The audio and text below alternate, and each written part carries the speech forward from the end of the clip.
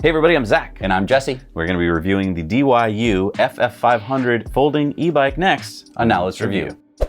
All right, so Jesse, this actually folds right here and here. So this is a folding e-bike and it is almost sub $1,000. This is $10.99. And I was actually really impressed that you could get this much bike. So let's just jump into all the features. Now, if you wanted to get this in a different color, I'm sorry to tell you, it only comes in blue. Maybe that's how they kept the price down. It's a nice blue. It is a nice blue. It's very nice. But you get a 14-day return policy, which I think is very important for e-bikes. You want to make sure that you like it. And it's got only a 1-year warranty. A lot of bikes I've been seeing now have a 2-year. I see. So if the battery dies after 1 year, you're out of luck. Right. Okay. All right, so this has a 500-watt rear motor. And it comes with a 14 amp hour, 48 volt battery. Yeah, which is really nice that it fits right in the frame. It's really nice how now, you remember the first couple of years of e-bikes? They'd slapped them on the frame. Yes. Now they're finding ways to put them in the frame so they don't really look like e-bikes. There are lots of e-bikes where you can actually just snap the battery in without the key, but you can I see what you mean. Yeah, out with the key. So this is kind of annoying, right? Because you could get all set up for your ride, put the battery in, go for your ride without the key. Mm-hmm. You could do that. But if you want to take it out when you get to work or something, you're going to need the key. And so that's kind of my pushback here is when I go for a bike ride, I don't wear a lot of places to put a key, and I don't really want to put it in a bag on the bike. I just don't like keys and e-bikes, I guess is what it is. So I just want to let you know that the key is an important integral part. It comes with 2 keys, obviously separate them so that they're in safe places. Mm-hmm. But yeah, it's just, I don't know, it's just a little thing of mine I don't like.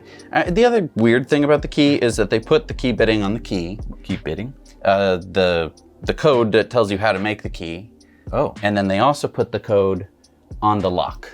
So you're saying if I was a smart bike thief, I could actually get the key made for the bike? Yeah. Without having to pick it. Key thieves, don't watch this video. Right. I mean, I don't know exactly, but I mean, it's the key bitting. There's no question about it. It's nice for you for when you lose your keys and you have to call up somebody and they make you the new thing. It's just like, it's on the lock. It's very common with e-bikes. This is not like, oh no, DYU is doing something horrible. So you're probably wondering about the range. It can go 43.5 miles or 70 kilometers. I doubt that. Well, yeah, that's probably with a lot of pedaling. And it can hold 150 kilograms. Yeah, so times 2.2, so that's over 300 pounds. Now, I kind of looked around. I couldn't find a way to unlock this to go faster, so the top speed appears to be level 2, which is completely legal in the United States, 20 miles an hour or 32 kilometers an hour. And this is with the 500-watt hub motor and cadence sensing. So just as a little bit of a refresher, if you haven't heard this before, there's kind of 2 different ways of doing an e-bike. One is with what's called a torque sensor, where it's measuring how much torque you're actually pushing on the pedals. And the other one is called cadence sensing, which just kind of checks to see if you are pedaling. Cadence sensing is the cheaper option, and it's the version that's on this bike, because obviously this bike is just over $1,000. And I'll say when you get to cadence sensing, there's better and not so good. This one is not so good in my opinion. You start to pedal and you just get a whoosh. And if you're into that, if you like that, fine. But if you want a more casual ride, then this really isn't for you. It's going to whoosh you up to 9 miles an hour in level 1. It's going to whoosh you up to 15 miles an hour in level 2 and so forth as you set the speed from 1, 2, or 3. And 3 obviously gets you closer to that top 20 speed. miles an hour. Right. It also has a thumb throttle, so you can exclusively use the thumb throttle as well. But the thumb throttle is tied to the 3 levels. So if you're in level 1, it'll get you up to the 9 miles an hour, level 2 up to 15 and so forth.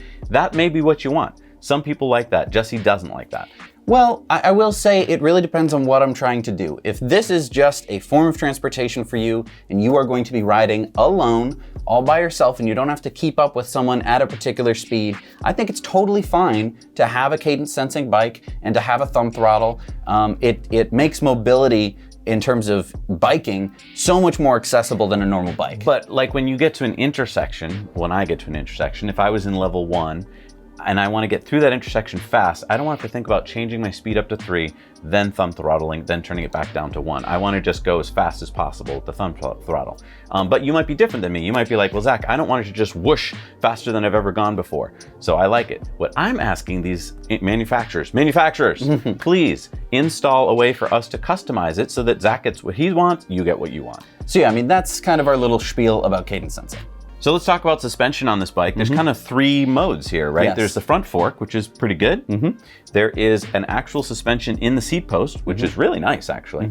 And then there's a hidden one, which you cannot see here, but it's kind of like those Reebok sneakers from the 90s. Yes, you can Pump it up. pump it up. And then you can also let out some of the air. So you can determine how firm you want the seat to be, which I think is kind of a neat feature. You can tell that this is like one of those blood pressure cuff pumps. Sphygmomanometer. Yes, exactly. It's a sphygmomanometer. Says I'm Hans. I'm Franz. And we want to pump you up. So yeah, if you want to pump it up, you can, and you can just let the air out. But but let's get to the seat. I kind of liked it. It was a lot of nice cushiness from my bottom. You did not. Well, it's kind of to do with the bike itself. The bike is pretty well designed in that you're going to be a little bit more upright than Very you are upright, actually. than on like a mountain bike. We're going to be hunched over and putting a lot of force on your arms. Your arms don't have to do much other than steer, but your butt is going to be taking the brunt of most of the weight. And if you're not pedaling, that means that you're not going to be putting most of the weight on your feet, which, you know, bikes were really designed for you to be pedaling because they don't have like chairs on them. And so even though you get this nice cushy seat, you're still going to have pretty much all of your weight sitting right on your butt on this seat, which isn't a chair. Yeah, I'm just going to push back. I think that the pump-up seat means you can set it to the firmness that you like. It's nice and big, and I think they did a pretty good job. Also, having seat suspension was really nice. So you're actually getting like 3 forms of suspension in the bike. So you don't have, it's a hardtail. You're not getting any rear suspension, but this kind of is your rear suspension. Yeah, again, I think that you might find that you love this seat, but if you didn't for whatever reason, you can replace it with a relatively inexpensive, huge seat. Easy to do. I really like that most manufacturers are now going to this easy adjustment. So when you're on your ride, you don't have to take out tools. You can just adjust the seat an extra inch higher or lower, and boom, you're off. Right, and if you wanted to replace the seat, you can actually do it up here and keep that extra level of suspension if you wanted. Right. So of course it has front and rear brakes, but they are cable brakes, and there was really nothing special about them, and they were loud. Yeah, so they got not only when you're stopping, but then there was even when we weren't using them, sometimes it felt like they might be engaged a little bit, so just not the most quality brakes. But this is an $1,100 e-bike, so they had to skimp somewhere. This comes with an LCD screen. Very standard. Looks like a calculator. It does have a backlight setting, which you can adjust in the special, you know, digital watch era version of settings on this bike. Yeah, it tells you all the things you need to know. Your speed, your level assist, so pedal level assist from 1, 2, or 3, or 0 if you want to walk the bike. It also has walk assist, which means you can walk next to the bike but have it actually moving along, which is nice if you're going up a hill or something like that.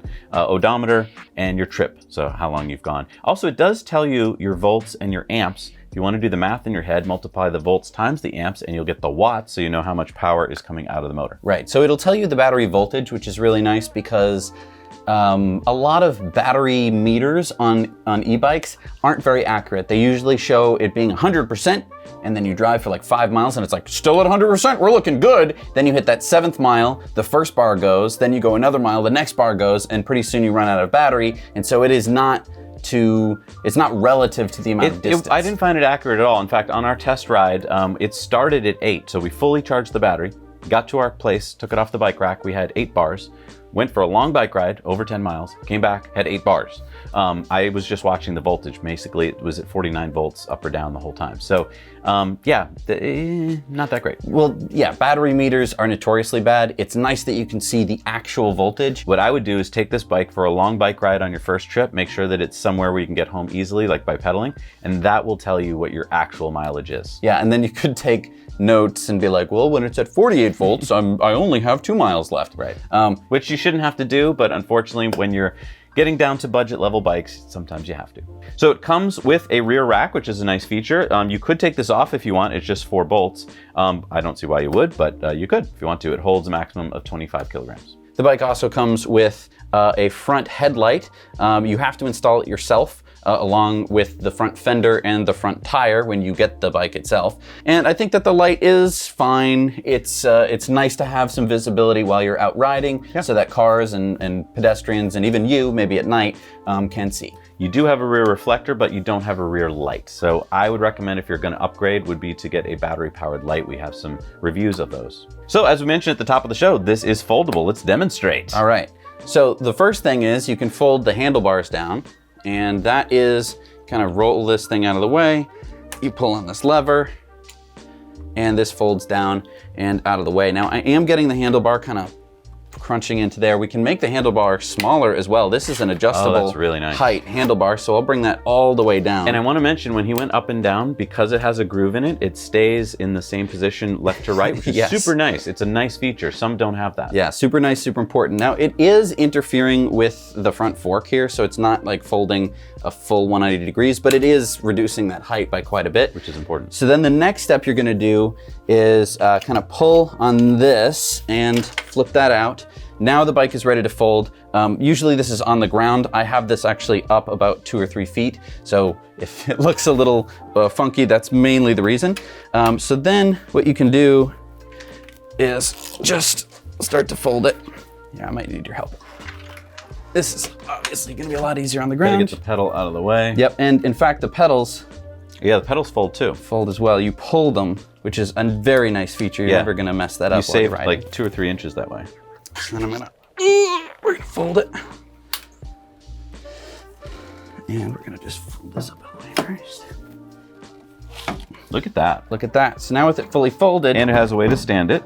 Yep, although, is it stable? Yeah.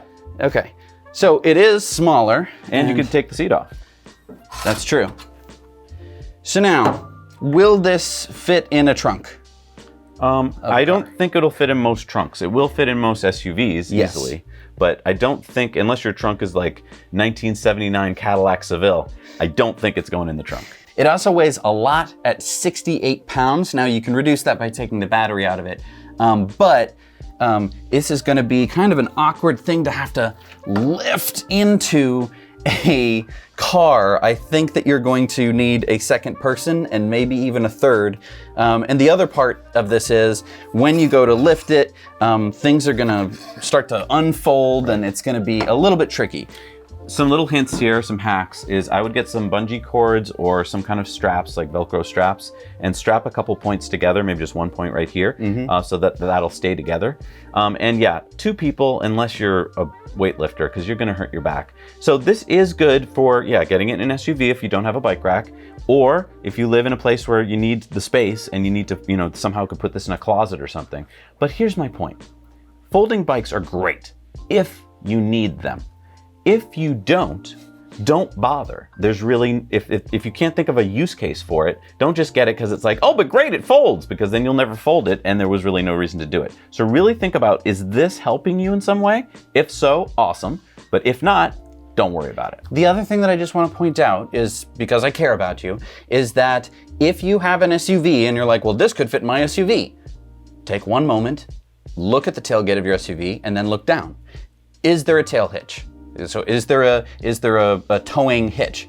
There are some really nice bike racks. In fact, we reviewed a couple here on the channel of bike racks that go right into the tail hitch and can hold a bike of this size or even bigger without having to fold them up, take up space in your car, scratch up the interior of your car, potentially, you know, roll over if you were driving aggressively and smash the window. Like, there's a lot of stuff to consider here with a 68-pound thing in your car. Yeah, but it comes down to budget. I mean, one of those bike racks, you're talking a few $100s to start. And so, you know, you already went with the budget bike, and there's probably a reason for that. It's fitting your budget.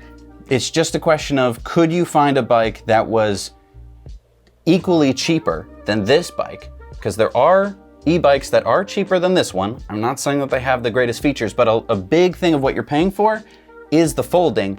Maybe, just maybe, you could get a bike rack for that same difference in price. Yeah, no, I mean, if you were thinking that, oh, it folds, so I'll just run up 2 flights of stairs, like, I don't think you're gonna be doing that all that often. Yeah. Now, it has fat tires, they're 4-inch fat tires, but these are relatively small, they're 20-inch. We've done a bunch of reviews of 26-inch. 20-inch means that, well, it allows you to get it into a car easier, but it means that when you're hitting things like curbs, it may not handle them the way you want them to. I don't know, how did you feel about it? I think that the fat tire themselves having that width is probably one of the most important things. When you're gonna hit gravel, or you're gonna hit sand, or you're gonna hit any kind of off-roady, non-tarmac kind of business, these tires are gonna handle it pretty well. Yeah. When we're talking about bumps and curbs, like you're saying, that's where it can start to get a little bit more worrisome. If you've ever taken like a skateboard, down a hill or something, and you hit a rock, a little rock, those wheels don't have the radius to kind of push the thing under it, right, and they will kind of skid. 20-inch is, let's face it, really good. Okay, I think that you're going to be going over most bumps. It's just going to be those curbs to where, is it trying to roll it under, or is it going to try and stop the bike? And let's talk about use cases. So the way I think of this bike, because it has such a very upright riding style, is that this isn't really an off-road bike, even though it's got the tires for it. This is for an occasional, I'm gonna go 1 block on gravel, or I'm gonna do a little bit of gravel here and there. But it's not, in my opinion, what you would want to take off into the forest. But having said that, it's really comfortable for me. After I rode this bike, my forearms were happy, my hands were happy, my back was happy, because I was sitting like this, which is a very kind of European style. If that's what you like, and that's the point I want to make to you right now, is you might not know what your style is. I certainly didn't know before I got into e-bikes. If you're into road bikes and all that kind of stuff, maybe you already know what your style is. Or maybe you've only done it one way your whole life and you don't know there's other choices. What's nice about this one is, with the adjustable handlebar, is that you can put it a little bit lower, get a little bit more leaned over, or go back. Now, leaned over is nice when you're going to be hitting some rough terrain. It puts your body in a better stance to handle it. But when you're just kind of relaxing, talking to your friends and cruising, you want to be upright. It just feels better on your body, in my opinion. All right, so we've gotten through the stats, so let's get to our final thoughts and the pros and cons. So pro for me, I think, would be the overall design and the paint job. I think that the paint, I know you only get one color, but they did a really good job with that color. I think that the color itself is very sophisticated looking. It's not like blue like this. It's more of like it's very fancy blue. And the finish on it is really great. The downside, the con to me, is that a lot of the welds look not terrible. I mean, they're quality welds, but you can see them. And I just think a lot of manufacturers should take an extra 10 minutes to buff them out. I think it just gives the overall appearance of the bike a much nicer look. But it's a budget bike. So from 20 or 30 feet, when you're not seeing those welds, it looks great. Right. Up close, it's more like a Monet painting. I was not happy with the jerky cadence sensing that I talked about. I don't like the thumb throttle. It feels cheap. These aren't found on many lower end bikes. Feels like it's gonna break. I don't like that. I do love the step through frame. It's just so much easier to get on and off, and you're not gonna hurt anything when you get off quickly. I think that you are getting some of your money's worth with the folding aspect of the bike. Yeah, I think for $1,100, you're really getting a good value. It's not the perfect high-end bike. If you want to review some of fat tire bikes that we think are great, I would go check out our Hob Scout or our Aventon reviews, which you can find on our channel. But I will say, for $1,100, which is way cheaper than those bikes, like half the price, you're getting a lot of e-bike. And I guess the biggest thing I love nowadays with a lot of the new designs of these bikes is this: the fact that you can't really tell that it's an e-bike because the battery's hidden in the frame. So when you're driving on a, downtown, or you're riding along rail trails, people aren't gonna be like, "You're an e-bike, get away from me." They're just thinking you're riding a bike. As we go forward in the future, though, I think that this is going to become less and less of a problem, because I think they're going to be more and more common, and people are going to start to actually really like e-bikes. Right. But I do think that it just looks better to have the battery in the frame as opposed to it strapped somewhere onto the outside, which looks a little bit more childish. Overall, design-wise, the fact that you have 3 forms of suspension for yourself and the folding, and it being $1,100 is pretty amazing. Yeah, and it wasn't noisy. I thought for $1,100 we were gonna get one of those very noisy motors where it's like, "Nee!" and it was very quiet. So I was really pleasantly surprised. And I do like that the bike rack is the same color as the bike. It wasn't like black or silver and stood out. It looked like it was just there. Yeah, I think that for a budget e-bike, you are getting a lot for very little. I think if this had come out 2 or 3 years ago, we would have been absolutely blown away. But you know, we keep moving forward into the future, and newer and better stuff comes out, although nothing in this price range. Yeah, to your point, Electric came out with a $999 folding fat tire e-bike, and it was a big hit. And I just think that, yeah, it was just a couple years before this. And it looked like crap compared to this. Yeah, it really did. I mean, this really got, to me, a better design. And I also think it came shipped really well. It only took us about half an hour to put together. Many of the things that normally would come off the bike that you had to install yourself, like the bike rack, already came installed. All we had to do was put on the front tire, the front fender, and by the way, the fenders are held on in 2 places, unlike most cheap ones. So they're really well attached. They are plastic, but they're well attached. What else do we have to put on? The seat post and the pedals. So it was a pretty easy assembly.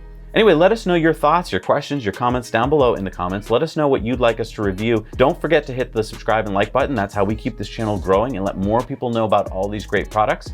And don't forget that we have other shows on our Now You Know channel. Every Tuesday we do Tesla Time News, where we talk about EVs and sustainability. You don't want to miss that as well. We'll see you next time on Now Let's Review.